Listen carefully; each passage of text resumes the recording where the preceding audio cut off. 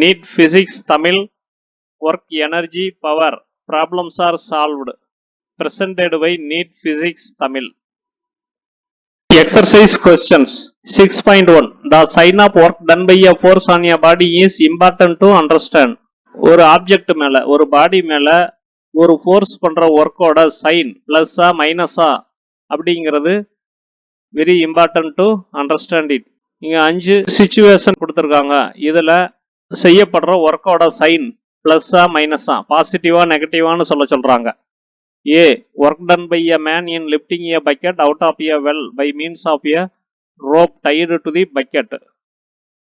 So ஒரு கிணத்துக்குள்ள இருக்கிற ஒரு பக்கெட்டை கைத்தை கட்டி அப்புவாடு ஒரு பர்சன் லிப்ட் பண்ற போது அந்த பர்சன் அப்ளை பண்ற ஃபோர்ஸ் செய்யற ஒர்க்கோட சைன் என்ன? தட் இஸ் அந்த பர்சன் அந்த மேன் செய்யற ஒர்க்கோட சைன் என்ன? Then work done by gravitational force in the above case. இதே பக்கெட்டை லிப்ட் பண்ற போது கிராவிடேஷனல் ஃபோர்ஸ் அதன் மேல செய்யற ஒர்க்கோட சைன் என்ன? Work done by friction on a body sliding down an inclined plane. So ஒரு பாடி ஒரு இன்க்ளைன்டு பிளேன்ல டவுன்வார்டு ஸ்லைட் ஆகிட்டு வர்றபோது அது மேல ஃப்ரிக்ஷன் செய்யற ஒர்க்கோட சைன் என்ன? Work done by an applied force on a body moving on a rough horizontal plane with uniform velocity. ஒரு body rough horizontal பிளேன்ல யூனிஃபார்ம் வெலாசிட்டியில போற போது அது மேல ஒரு ஃபோர்ஸ் அப்ளை பண்ணா அந்த ஃபோர்ஸ் அந்த பாடி மேல செய்யற ஒர்க்கோட சைன் என்ன? E work done by the resistive force of air on a vibrating pendulum in bringing it to rest. So ஒரு வைப்ரேட்டிங் பெண்டுலத்து மேல ஏர் ஒரு ரெசிஸ்டிவ் ஃபோர்ஸ் கொடுத்து அந்த வைப்ரேஷனை ஸ்டாப் பண்ணி பெண்டுலத்தை ரெஸ்ட் கொண்டு வர்ற போது அந்த ரெசிஸ்டிவ் ஃபோர்ஸ் செய்யற ஒர்க்கோட சைன் பிளஸ்ஸா மைனஸான்னு சொல்றாங்க. Subdivision A work done by a man in lifting a bucket out of a well by means of a rope tied to the bucket. Here work done is positive. ஏன்னா displacement of the bucket upward. The force applied by the man is also acting upward. So force applied is in the direction of the displacement. Therefore work done is positive. B work done by gravitational force in the above case. So இதே bucket lifting caseல gravitational force செஞ்ச ஒர்க்கோட sign என்ன? This is negative. ஏன்னா gravity acts downwards while the mass, that is bucket, moves upwards. So force is opposite to the displacement. அதனால work done is negative. C work done by friction on a body sliding down an inclined plane. ஒரு inclined planeல ஒரு body downward slide ஆகிற போது அதோட மூவ்மெண்ட்டை resist பண்ணி friction act ஆகும். That is against the displacement. அதனால ஒர்க் டன் இஸ் நெகட்டிவ். ஏன்னா direction of frictional force is opposite to the displacement. So அது இன்க்ளைன்டு பிளேன்ல ஸ்லிப் ஆகிற போது friction also will act in the plane but in the opposite direction. அதனால work done is negative. D work done by an applied force on a body moving on a rough horizontal plane with uniform velocity. ஒரு rough horizontal பிளேன்ல ஒரு பாடி uniform வெலாசிட்டியில போயிட்டு இருக்குது. அப்போ ஒரு applied force அது மேல செய்யற ஒர்க்கோட சைன் என்ன? Applied force keeps the body to continue with uniform velocity. So இந்த ஃபோர்ஸ் அப்ளை பண்ண பிறகும் body continues to move with uniform velocity. Uniform வெலாசிட்டிலேயே தொடர்ந்து போய்கிட்டு இருக்குது. Here the work done is positive since the force helps to overcome the friction and keep the body moving with uniform velocity. It should act in the direction of displacement. So rough சர்ஃபேஸில் பாடி move ஆகிற போது friction will resist the motion. அந்த ஃப்ரிக்ஷனை compensate பண்ணுற அளவுக்கு இந்த applied force இருந்தால் தான் body ஃப்ரிக்ஷனை ஓவர் கம் பண்ணி யூனிஃபார்ம் வெலாசிட்டியில் போக முடியும். That means the applied force acts in the direction of displacement. Therefore the work done by the applied force is positive. Subdivision E work done by the resistive force of air on a vibrating pendulum in bringing it to rest. So pendulum left side போச்சுனா air resistance will act in the right side towards right. Then pendulum வந்து middle position neutral position வந்துட்டு again right side போச்சுன்னா air resistance will not towards left. So air resistance is opposite to the displacement of the pendulum, therefore work done is negative. அந்த 5 சிச்சுவேஷனையும் again ஒரு mind map ஃபார்ம்ல காமிச்சிருக்கோம். So work done by a force on a body will be positive if the direction is same as displacement. F acts in displacement direction, then work done is positive. Otherwise it is negative. So ஒரு வெள்ளில் இருந்து ஒரு பக்கெட்டை through rope a man is lifting upward. Work done is positive. ஏன்னா man is applying force upwards. Bucket's displacement is also upwards. Since both are in the same direction, work done is positive. Bucket மேல definitely gravity will act and it will be downward. So this is opposite to the displacement direction. Displacement is upward, so work done is negative. A body sliding in an inclined plane, so displacement will be downward along the plane.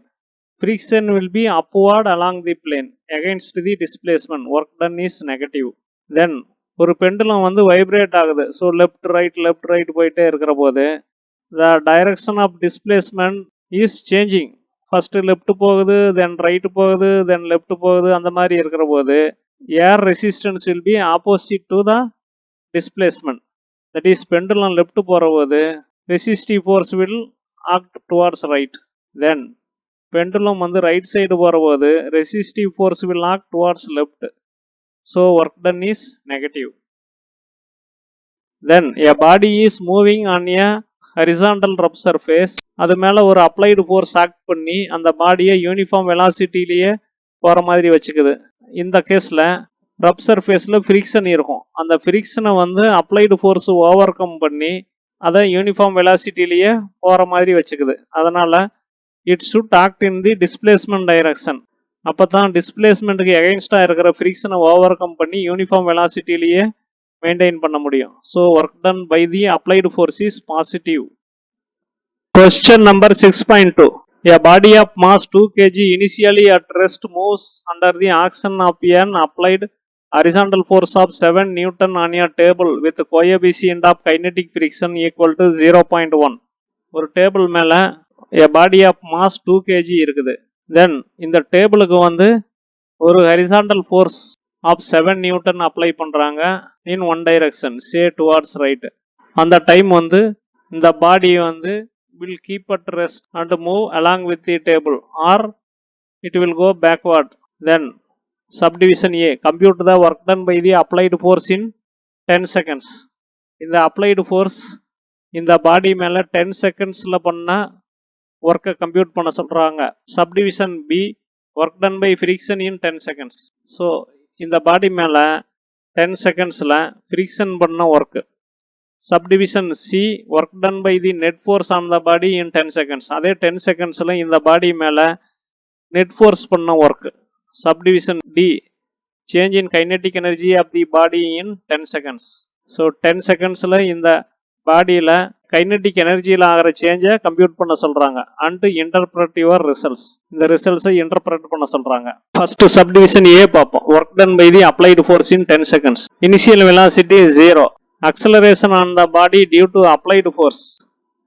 So the applied force 7 Newton will act on both the table and the body. So in the body மேலே இந்த ஃபோர்ஸ்னால கிடைக்கிற acceleration 7 by its mass 2 kg. 7 Newton by 2 kg equal to 3.5 meter per second square. அதுக்கப்புறம் due to relative motion friction will act. Acceleration due to friction வந்து minus mu g standard formula. That is, in horizontal motion, when relative motion occurs, acceleration due to friction is minus mu g. This is equal to mu வந்து கொடுத்துட்டாங்க 0.1 into 9.8 equal to minus 0.98 meter per second square. இது negative sign, ஏன்னா இது வந்து opposes the relative motion. Therefore net acceleration is 3.5 minus 0.98 equal to 2.52. Distance moved is ut plus half at square equal to half into 2.52 into 10 power 2 equal to 126 meter. U initial velocity 0, half at square a தெரியும் 2.52. Time t is 10 second. இதெல்லாம் substitute பண்ணோம்னா 126 metre வந்து this body has moved. Then work done by the applied force is F into D equal to applied force 7 into displacement it acted is 126. So 7 into 126 is equal to 882 joule. In the case la body actually moving opposite to the direction of table's motion. Table towards right போனா இந்த பாடி வந்து left போகும். ஆனா applied force வந்து குறைவா இருந்துச்சுன்னா அந்த acceleration வந்து இதை விட குறைவா இருந்துச்சுன்னா இந்த பாடி வந்து just it will move along with the table as it looks stationary on the table. So அந்த டேபிள் மேலே ரெஸ்ட்டில் இருக்கிற மாதிரியே இருக்கும், அலாங் வித் தி டேபிள் அது மூவ் ஆகும். இந்த மியூஜியை ஓவர் கம் பண்ணுற அளவுக்கு அப்ளைடு ஃபோர்ஸ் இருக்கிற போது டேபிள் வந்து ரைட் சைடு போகும், மேலே இருக்கிற ஆப்ஜெக்ட் லெஃப்ட் சைடு போகும். Some will not be satisfied with the explanation given above. Here one needs to understand the concept of inertial force on a body on another body, that is table here. Inertial forceங்கிற கான்செப்டை புரிஞ்சுக்கணும். இது எப்போ apply ஆகும்னா a body on another body, that is table here. இந்த பாடி வந்து ஒரு table மேலே இருக்கிற போது இனர்சியல் ஃபோர்ஸுங்கிறது எப்போ ஆக்ட் ஆகுதுன்னு பார்ப்போம். When force is applied on the table, no force has acted on the body on it except at the area of point of contact. So இந்த டேபிள் மேலே இந்த பாடி இருக்கிற போது இதுதான் point of contact or area of contact. இப்போ table மேலே ஒரு force வந்து ஆக்ட் பண்ணி அதை டுவார்ட்ஸ் ரைட் புஷ் பண்ணுற போது இந்த பாடி மேலே எந்த ஃபோர்ஸும் ஆக்ட் பண்ணல except at the line of contact or area of contact or point of contact. Upper portion வந்து not at all acted by any force. Hence the body will develop an inertial force similar to passengers moving backward when the bus in which they travel starts from rest. இதனால் இந்த பாடி வந்து ஒரு inertial force develop பண்ணும். எந்த மாதிரினா பஸ்ஸில் உட்காந்துருக்கிற passengers வந்து பஸ்ஸு ஸ்டார்ட் பண்ணுற டைம் வந்து they will move backward. அதே மாதிரி இந்த டேபிள் வந்து ரெஸ்டில் இருந்து டுவார்ட்ஸ் ரைட்டு ஸ்டார்ட் ஆகிற போது this will move towards left due to inertial force. This inertial force will be same as applied force but in opposite direction. இந்த inertial force வந்து equal to the applied force 7 Newton but in opposite direction due to Newton's third law. Hence on the body 7 Newton force will act in the direction opposite to that on the table.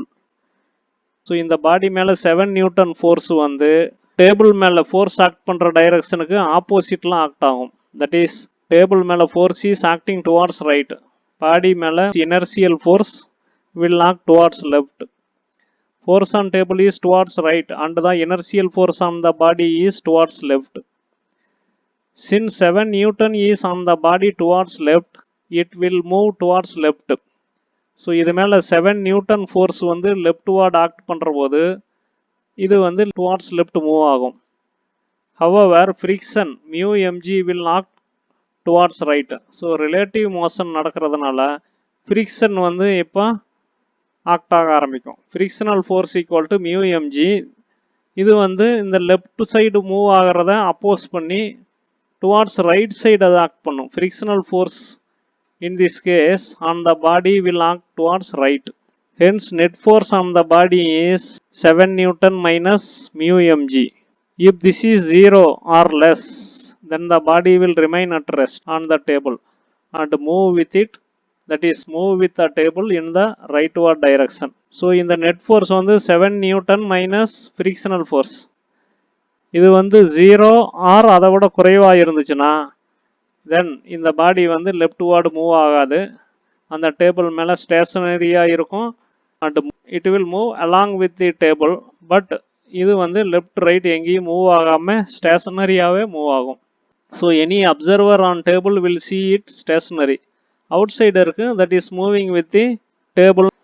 but இந்த net force 7 Newton minus mu mg வந்து greater than 0 னா there is a net force leftward. then table வந்து rightward போகும், இந்த object வந்து leftward போகும். So இந்த object மேல net force is acting towards left, அதனால இதோட displacement is towards left. Then subdivision B, work done by friction in 10 seconds. Simple formula, force of friction into displacement equal to minus mu mg into 126. ma தான் formula, m is mass into acceleration due to friction is minus mu g into 126. ஏற்கனவே minus mu g தெரியும், minus 0.98 into m வந்து 2 kg into displacement is 126 meter. எல்லாத்தையும் multiply பண்ணா minus 247 joule. This is against displacement. Subdivision C, work done by the net force on the body in 10 seconds. So 10 seconds la move on a distance, 10 seconds la move on a displacement தெரியும். Net force equal to, therefore இந்த கேஸ்ல net force வந்து applied force minus frictional force 7 Newton minus 1.96 Newton. This is due to friction equal to 5.04 Newton. So net force வந்து 5.04 Newton இருக்கிற போது work done by net force is force into displacement 5.04 into 126 equal to 635 joule. Subdivision D, change in kinetic energy of the body in 10 seconds and to interpret your results. இது வந்து அதுக்கப்புறம். So change in kinetic energy of the body na we need to calculate half mv final square minus half mv initial square. Initial velocity of the body 0, final velocity find out பண்ணணும். Formula for velocity of your body with acceleration is u plus at. So u equal to 0 plus 2.52 வந்து net acceleration into time 10 seconds all coming to 25.2. So vf வந்து 25.2 half into m வந்து 2 kg into 25.2 square equal to 635 joule. Net force செஞ்ச work வந்து பாசிட்டிவா இருக்குது. That means it is in the direction of motion of the body. So இந்த object மேல net force is acting towards left, அதனால இதோட displacement is towards left. Thanks for watching. Please subscribe and get more videos to crack the NEET examination.